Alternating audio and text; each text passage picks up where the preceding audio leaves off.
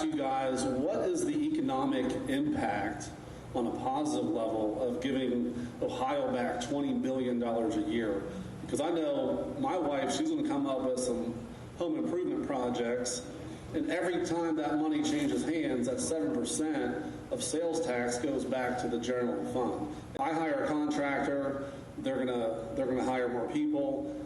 Their 7% goes to them, and then when they buy materials for that, that's 7% again. What kind of cycle does that add up to with an economic stimulus?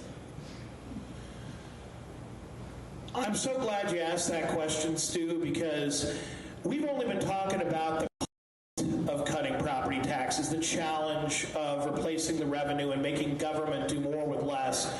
And there are few greater challenges than forcing government to do its goddamn job. But we haven't said enough about the huge infusion of capital this would mean for the Ohio economy. Classic multiplier effect. You'd have to assume, 5 times 20 billion times 7%. I mean, that's 7 billion more in sales taxes, rough math. That's not even counting the, additional, 4 or 5% in income tax that would be collected between the state and the localities. And then you're looking at the investment in the local economy, the jobs created, and the long-term impact.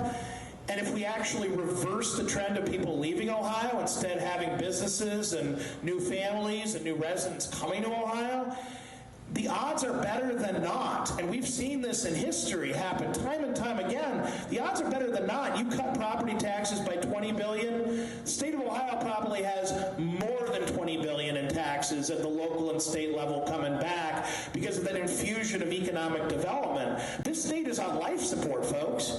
We are losing people. If we were a patient, we'd be dying. We're a 90-year-old patient with a bad heart and cancer, barely breathing on the respirator. And the solution is, well, let's give them asthma too. Let's up the taxes more.